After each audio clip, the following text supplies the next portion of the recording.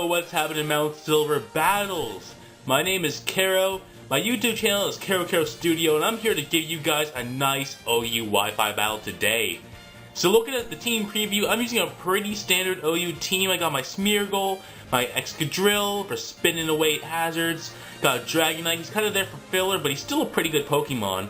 Zapdos is my physical wall, and then the Zapdos is pretty much there to take care of Talonflames and Scizors. Pinsir is the Mega, and I'm running a special attack in Aegislash. Now my opponent, now he's also bringing a Smeargle. My opponent's also bringing the Mawile. It's most likely a Mega, a Latios, a Gengar, a T-Tar, and an Umbreon.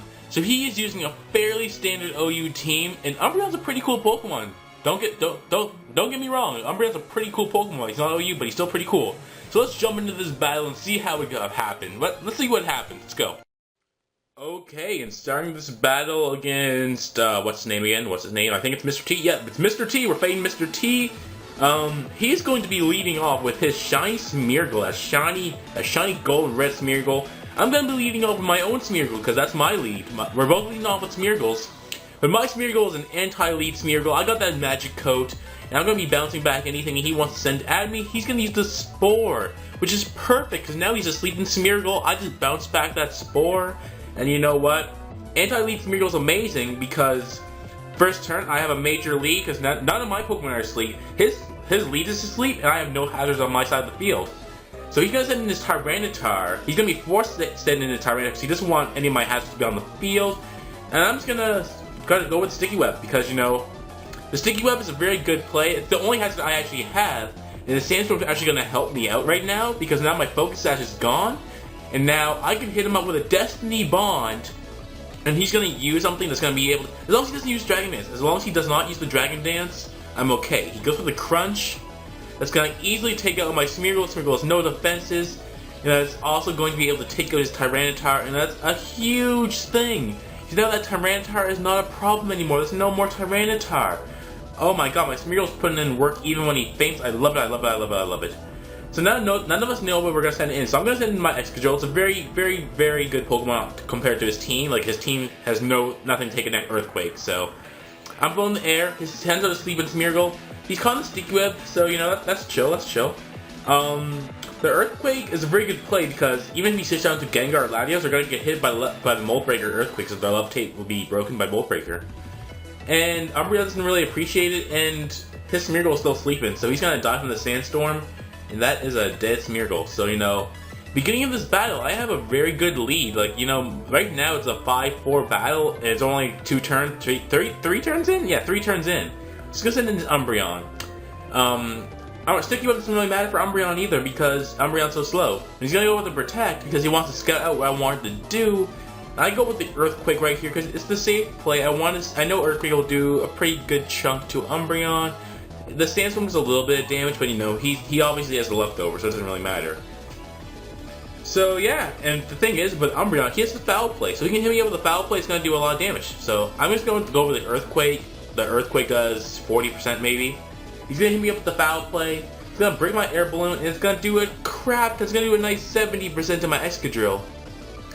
So right here, I decide to myself, he's probably going to take out my Excadrill, so let me do a risky play and go with the Swords Dance because he's probably going to go for Protect to get more leftovers. So I'm like, well, you know what? I'm going to go with the Swords Dance on his Protect and Protect. But he actually goes for the Wish, which is just as good because he can't switch out with his Earthquake. And if he wants to Protect, then no, he can get off a little bit of HP back.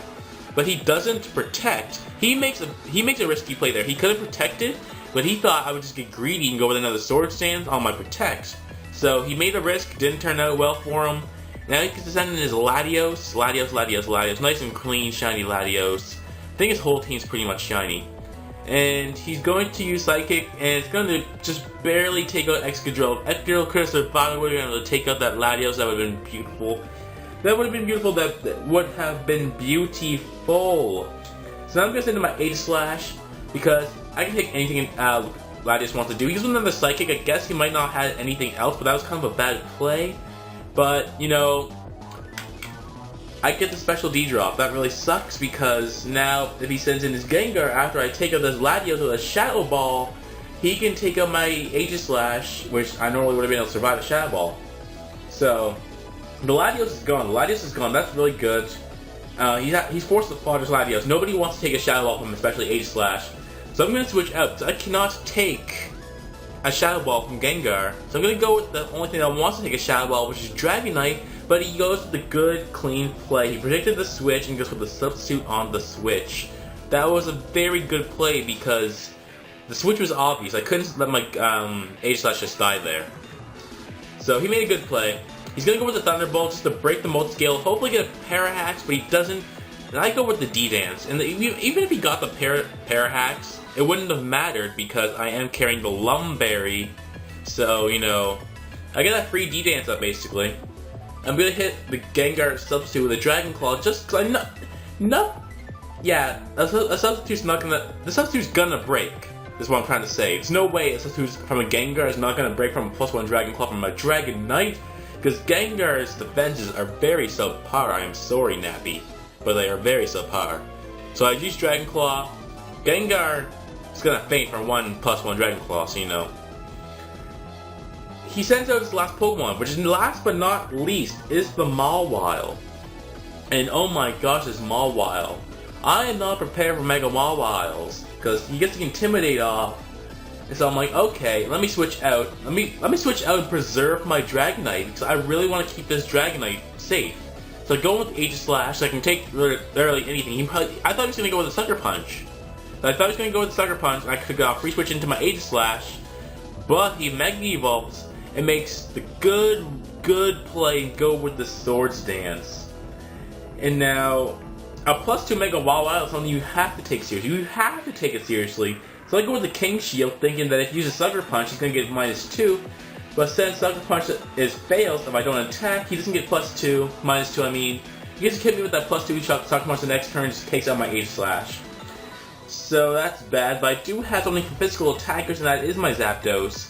And I sent in Zapdos here, basically for the sole reason is that I want to get the Thunder Wave off. So I know if I get the Thunder Wave off on this Mega Mawile, I can probably get some Parahax and cripple it. And you know what? That's exactly what happens right here. Get the Parahax first turn. And that could let my Zapdos do a nice chunk of damage with a nice powerful Heat Wave. The Heat Wave is powerful. Does over freaking half. But the play rough from a +2 Mega Mawile, my Zapdos got devoured. My Zapdos got devoured. Doesn't matter the max HP, max attack Zapdos. I got devoured there. So I'm gonna send in Pinsir. My Pineapple Pinsir, Mega Evolve into Mega Pinsir, and I know these probably want to go with the Sucker Punch here, so I'm just gonna out-prioritize him. Go with the Quick Attack because if you use Sucker Punch, I'm gonna go faster. I'm gonna go first with Quick Attack, and he's paralyzed anyway, so that sucks for him. But that's how it goes, and. You know, another Quick Attack's going to cost him the match. It's going to be leaving the match with a nice 2-0 in my favor. So that was a great game, Mr. T. I hope you guys over here at Mount Silver enjoyed this battle. Hopefully it will be my last one on here. If you want to see more content from me, then please check out my channel, Kerokerostudio. There will probably be a link in the description, I'm not sure. Follow me on Facebook or Tumblr or Twitter, and you might get a battle with me. I will admit, though, I don't own my own capture card. So not all my videos will be this quality, but a lot of them will be starting soon. And I also do shiny hunting videos. So I hope you enjoyed, and peace out.